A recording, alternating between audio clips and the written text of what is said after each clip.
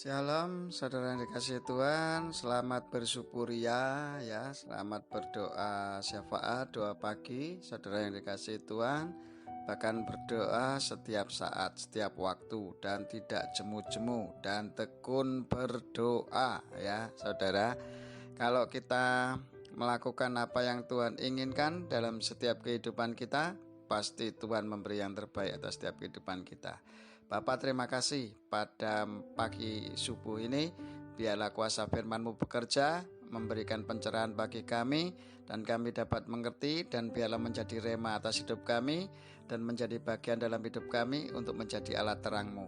Biarlah kuasai pemikiran kami, perkataan kami, pendengaran kami, penglihatan kami, dan semua panca indera kami hanya untuk kemuliaan nama-Mu. Di dalam nama Yesus, kuasai pendengar-pendengar firman-Mu dengan kuasa Roh-Mu, bekerja dengan kasih, dengan kelembutan, dengan sukacita, dengan bersyukur, dan selalu tekun berdoa. Di dalam nama Yesus, amin. Dalam segala doa dan permohonan, ya, ingat saudara, dalam segala doa dan permohonan. Berarti kalau segala doa itu mau macam-macam wis pokok mau macam-macam. Tapi di sini Tuhan katakan segala doa itu mau macam-macam, wis keinginanmu apalah wis macam-macam, dan permohonan, segala doa dan permohonan. Jadi segala doa itu maksudnya mau macam-macam doa dan segala permohonan. Opo sing wis kon karepno wis, istilahnya apa yang kamu inginkan lah, bukan inginkan, yang kamu butuhkan dalam hidup ini. Karena kebutuhan itu beda dengan keinginan. Maaf saudara, kalau keinginan itu melampaui kebutuhan biasanya, ya. Makanya di sini Tuhan ajarkan yang butuh aja, kamu butuhnya apa, itu aja yang kamu kejar gitu loh dalam hidup ini ya. Makanya di sini dikatakan dalam segala doa dan permohonan berdoalah setiap waktu di dalam roh. Ya, saya katakan lagi, berdoalah setiap waktu di dalam roh. Kalau kita ingin berdoa dalam segala macam keinginan kita, kebutuhan kita, bukan keinginan, kebutuhan kita, segala permohonan kita macam-macam, Tuhan katakan berdoalah setiap waktu di dalam roh, saudara.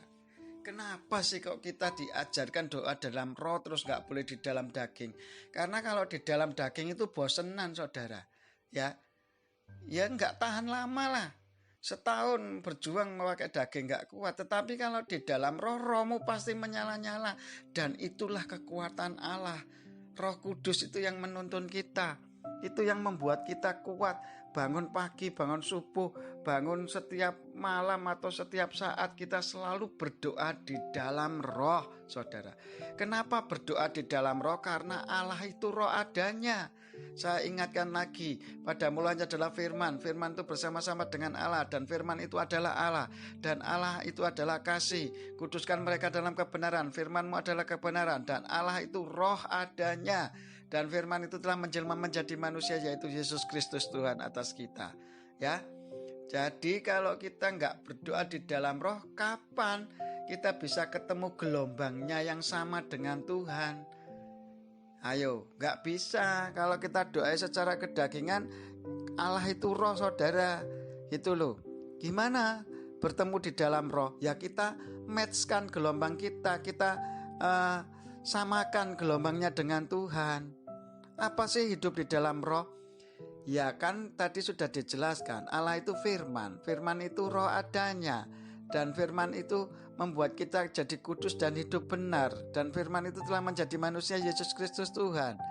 Jadi hidup di dalam roh itu hidup di dalam firman Tuhan, saudara. Jadi berdoa minta ya sesuai firman Tuhan. Jangan sing neko-neko. Kalau di luar firman Tuhan ya pasti gak dijawab, saudara. Ingat ya, yang besok malam, besok pagi itu saya akan upload itu tentang manusia itu gini. Manusia itu hidup dari daging itu terbatas, saudara. Umur kita terbatas, ya toh.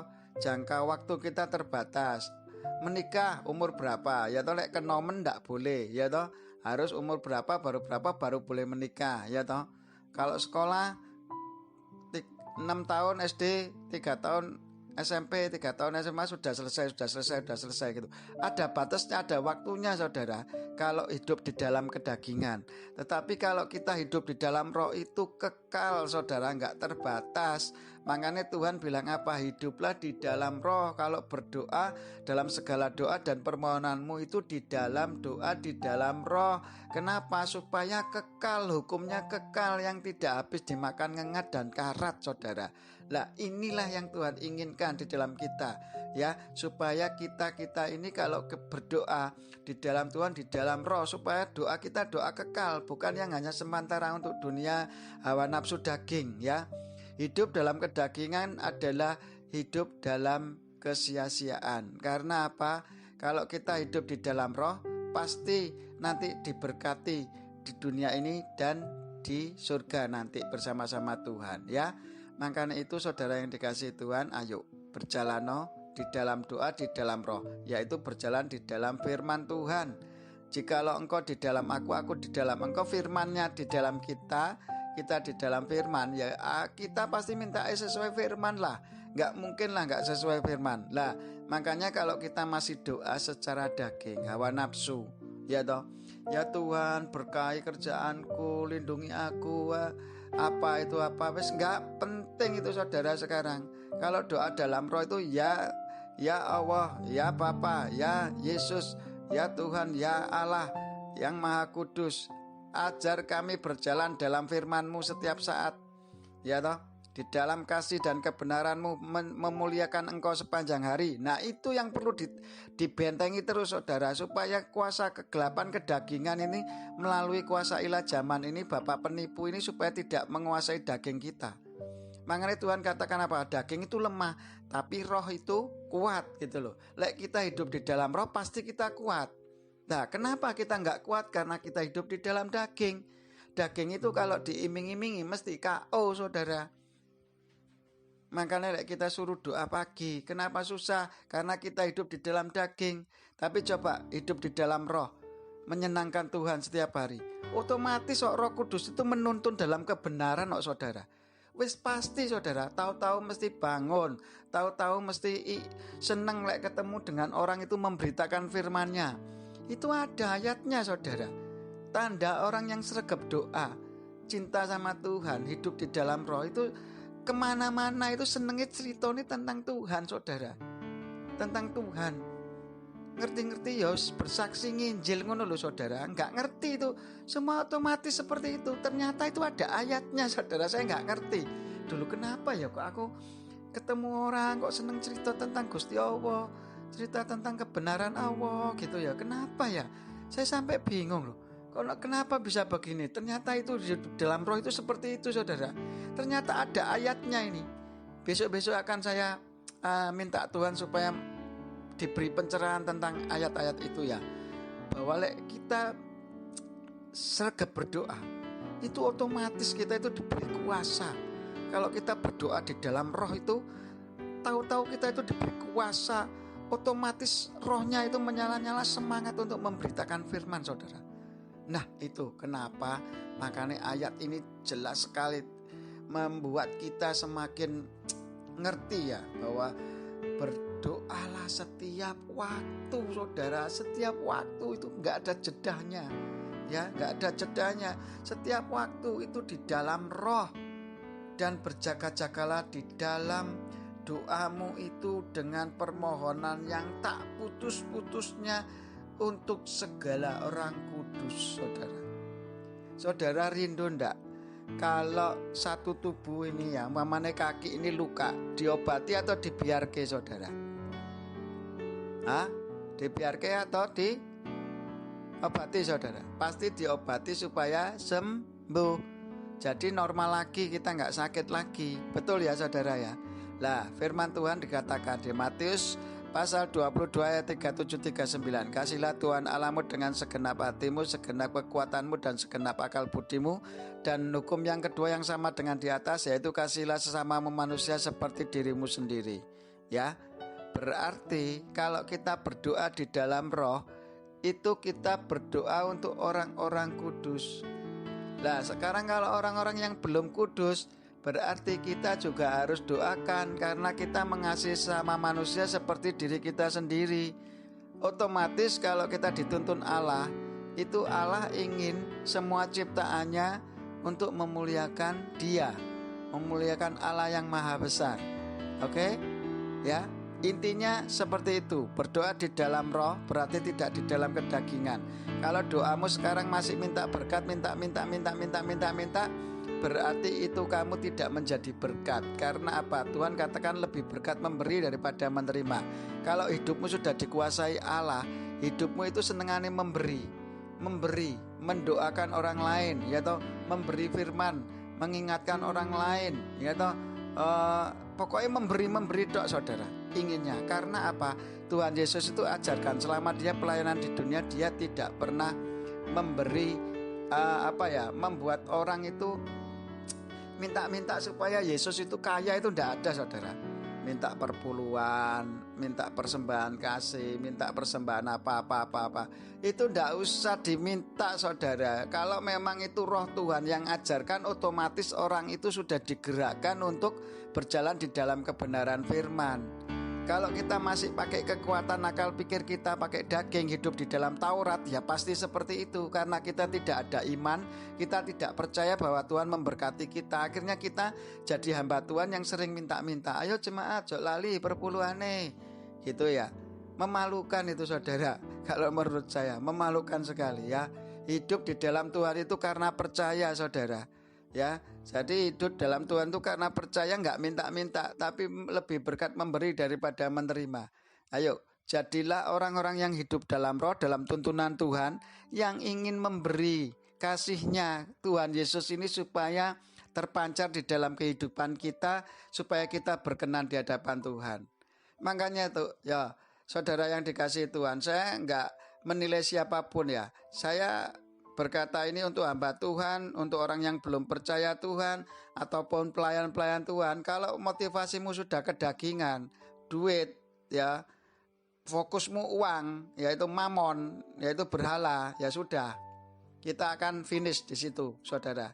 Ya, kita akan finish. Tetapi kalau hidup di dalam roh itu kekal, saudara. Kalau kamu hidup di dalam kedagingan ada batas waktunya. Tetapi kalau kamu hidup di dalam roh tidak terbatas waktunya. Karena kamu selalu bersama Tuhan, kamu dalam tuntunan Tuhan, pasti hidupmu benar, pasti hidupmu menjadi berkat bagi orang banyak, gitu loh. Ya, kalau kita hidup di dalam roh bersama Tuhan, daging itu akan terkikis, saudara. Lama-lama akan terkikis. Tetapi kalau kedagingan kita masih kuat, berarti kita hidupnya belum di dalam perjanjian baru. Ya, kita masih di dalam Taurat. Jadi masih berusaha, ya, masih pengen belajar, masih pengen apa gitu. Karena kita masih hidup di dalam daging, makanya lemah terus saudara. Kalau kalian hidup di dalam daging, kita semua hidup di dalam daging, sahabat yang dicintai Tuhan ya. Kalau orang mengatakan dicintai Tuhan, itu berarti hidupnya akan diperhatikan ya. Tuhan itu mengasihi dan mencintai kita lebih dari segalanya saudara. Dia rela memberikan nyawanya untuk kita. Apa sih yang tidak diberikan oleh Tuhan untuk kita?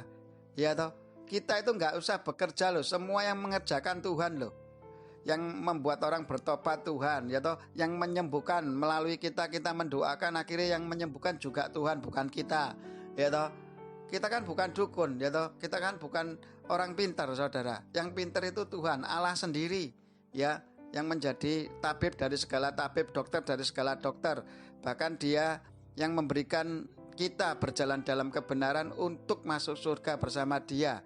Ya toh, Allah turut berperang gantikan kita ya. Le Allah di pihak kita, siapa lawan kita? Allah turut bekerja untuk mendatangkan kebaikan bagi orang yang mengasihi Dia. Loh, semua itu Allah yang kerjakan saudara. Kalau kita nggak dikasih nafas hidup ini, kita juga nggak bisa apa-apa saudara. Masuk lubang 2x1. Ben, saya ingatkan terus ini pokoknya ya.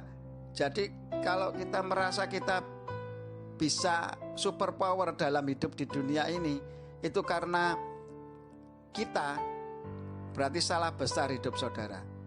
Segala pemikiran ya, otak, ya toh, segala tubuh, semua ciptaan Tuhan ini. Itu Tuhan yang memberi kepada kita, saudara. Kalau kita diberi karunia yang pinter, atau kita diberi karunia apa, itu hendaklah bermanfaat bagi sesama kita. Karena Tuhan mengajarkan kasih sesamamu manusia seperti dirimu sendiri. Pada saat kamu mengasihi sesama seperti diri sendiri, pada saat itulah kamu praktek kepada Tuhan yang tidak kelihatan. Karena Allah roh adanya. Pada yang kelihatan aja kamu gak bisa mempraktekkan kasih Tuhan dalam kehidupan mereka, berarti kita bohong, kata Tuhan. Kita adalah pembohong-pembohong. Kamu pinter, kamu kaya, kamu apa sih? Kamu apalah yang lebih-lebih secara dunia. Tetapi kamu tidak menjalankan firman Tuhan. Kamu saja dengan tong yang kosong, bergemerincing. Kalau tong kosong tutuk mesti rame suara tang tong tang tong tang tong. Tapi nek orang berisi, ya toh, tong itu berisi, diisi apapun dia akan bunyinya pek pek pek pek pek gitu. Enggak bunyi, saudara. Itu tanda orang yang memiliki isi di dalam Tuhan tuh akan seperti itu. Dia akan semakin merendahkan diri seperti Tuhan Yesus. Biar aku nggak dianggap, aku ngomong seperti ini nggak dianggap, nggak masalah. Yang penting yang tak beritake ini benar. Yang tak beritake ini supaya orang kembali kepada Allah, mengingatkan orang supaya ingat Allah, bahwa manusia itu pasti mati dan mereka akan dihakimi sama Allah, gitu ya, sama Tuhan, sama Allah kita akan dihakimi. Makanya kita hukumnya kalau mengasihi sesama itu tidak membeda-bedakan Tuhan. Apa? Kepercayaan, terus bangsa, ya toh, rasnya apa, agamanya apa, terus kebudayaannya apa. Enggak usah dibedakan. Yang penting kita berdoa biar Tuhan sendiri yang bekerja melawat mereka, mengubah kehidupan mereka. Jangan pakai kekuatan kita tanpa dari hikmat Tuhan untuk menceritakan kasih Tuhan. Jangan, wes. Ya, nanti kita salah kaprah, saudara. Podoe kayak sales-sales dunia itu loh. Mempengaruhi orang lain untuk membeli mobilnya, mempengaruhi orang lain untuk membeli produknya. Ya toh. Kita begitu penginjilan supaya orang tobat masuk gereja tempat kita. Wis salah semua itu, saudara. Salah kaprah. Jemaat itu milik Tuhan Yesus, bukan milik kita. Ya. Makanya kalau kita dipercayakan gereja sebesar apapun, jemaatnya besar kecil nggak masalah, tapi lihatan, saudara, jemaat yang kau pimpin itu benar-benar sudah menghasilkan buah yang matang enggak? Mereka menjadi pendoa-pendoa enggak? Ya, mereka cinta Tuhan Yesus enggak? Kalau enggak, tanggung jawabmu susah loh. Hamba-hamba Tuhan, pelayan-pelayan Tuhan, gembala-gembala Tuhan, ya, yang dipilih Tuhan untuk menjadi gembala. Hati-hati loh, tanggung jawabnya jemaatmu itu sama kamu loh. Kamu bisa tidak masuk surga kalau jemaatmu itu banyak, sampai ribuan, sampai ratusan, sampai jutaan, sampai puluhan juta, tapi mereka hidupnya tidak berjalan dalam firman Tuhan. Hidupnya mereka dalam daging. Itu tuh tanggung jawabmu loh, gembala loh. Satu hilang dari 100 domba, satu hilang, kamu harus mencarinya. Ya, makanya itu nggak gampang jadi gembala itu ya. Ya, jangan anggap enteng, jangan anggap enak ya, saudara. Itu berat, saudara, jadi gembala itu. Oke, ini yang penting hidup kita berdoa itu harus di dalam roh, kata Tuhan, supaya match gelombangnya, supaya sama dengan keinginan Allah. Apa yang kita inginkan itu sesuai keinginan Allah, karena kita ini ciptaan Dia, kita ini milik Dia. Jadi kita nggak berhak mengatur kehidupan kita. Biarlah roh Tuhan itu yang membimbing kita dalam kebenarannya. Gitu loh, saudara. Oke ya, berdoa di dalam roh itu gampang, berjalan dalam firman Tuhan.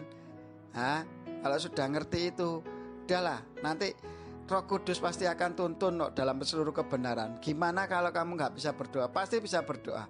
Datang dulu kepada Tuhan.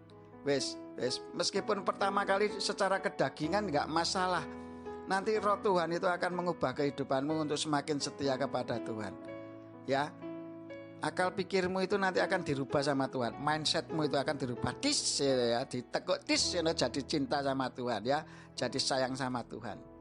Terima kasih Bapak, pada pagi hari ini sangat luar biasa. Firman-Mu sederhana, biarlah ini semakin membukakan. Biarlah satu ayat demi satu ayat Engkau kupas, Engkau tuntaskan untuk supaya kami semakin mengerti kebenaran-Mu. Jikalau kita berdoa dalam segala permohonan dan di dalam doa, segala doa dan segala permohonan, biarlah kami berdoa di dalam roh dan berjaga-jaga untuk orang-orang yang semua orang yang sesama kami yang kami kasih seperti diri kami sendiri ini harus kami doakan Tuhan. Kami harus berdoa syafaat seperti sesi yang ke-9 Tuhan. Kami harus berdoa untuk mereka seperti yang Tuhan Yesus ajarkan. Engkaulah teladan kami. Pagi-pagi benar Engkau datang ke bukit untuk berdoa. Dan biarlah kami memasuk kamar kami, kalau di dalam rumah-rumah kami masuk, dikunci pintunya, mencari Bapa yang tersembunyi. Ya Bapa, kami yakin dan percaya kuasa firman-Mu bekerja di dalam nama Yesus. Hidup di dalam roh, bukan di dalam daging. Hidup di dalam roh, bukan di dalam daging. Hidup di dalam roh, bukan di dalam daging. Roh-Mu dikuasai oleh Roh Kudus. Roh-Mu dikuasai oleh Roh Kudus. Roh-Mu dikuasai oleh Roh Kudus. Dituntun dalam seluruh kebenaran-Mu. Dituntun dalam seluruh kebenaran-Mu. Dituntun dalam seluruh kebenaran-Mu. Maksudnya kebenaran Allah. Kebenaran-Mu itu kebenaran Tuhan Yesus, saudara. Ya Bapak, terima kasih, terima kasih, terima kasih. Kuasa firman-Mu bekerja pada pendengar-Mu, pada semua yang memberikan sarana-sarana di YouTube ataupun di media-media yang lain Tuhan. Dan mereka yang mau mengeser kuasa firman-Mu ini Tuhan, menjadi berkat yang luar biasa. Kami tahu jikalau mereka otomatis, kalau mereka berdoa di dalam roh, mereka akan dikuasai dengan roh yang menyala-nyala, dan mereka otomatis memberitakan firman itu, dan mereka akan mengeser firman Tuhan ini, ataupun mereka akan menjadi YouTuber yang baru untuk memberitakan firman ini. Kami yakin dan percaya, terus kerjakan Tuhan, kuasa-Mu kerjakan, melipat kali gandakan Tuhan. Kami yakin, melipat kali gandakanlah pendoa-pendoa syafaat, lipat kali gandakan pelaku-pelaku firman, lipat kali gandakan semua orang-orang yang cinta akan Engkau Tuhan, supaya mereka menjadi berkat dimanapun mereka berada. Lebih berkat melayani daripada menerima ya Tuhan. Ajar anak-anak-Mu yang setia hidup di dalam roh ini menjadi berkat bagi orang lain. Bukan ingin minta-minta Tuhan, tetapi ingin memberi seperti Engkau, rela berkorban, rela mati untuk kami. Kami pun sama seperti Engkau ya Bapa, rela mati untuk mengasihi sesama kami seperti Engkau ajarkan kepada kami. Biarlah kami berdoa terus untuk mereka, supaya mereka tetap ingat sama Allah mereka, supaya mereka ingat akan Tuhan mereka, dan berjalan di dalam kebenaran-Mu, dan dituntun dalam kebenaran-Mu dengan sukacita, dengan penuh bersyukur, dan selalu tekun berdoa di hadapan-Mu. Ternyata semua itu kuncinya di doa Tuhan. Kuncinya di doa di dalam roh, dituntun dalam kebenaran-Mu, sehingga mereka menghasilkan buah-buah yang matang dalam kehidupan ini. Terima kasih Bapa, terima kasih Yesus, terima kasih Roh Kudus.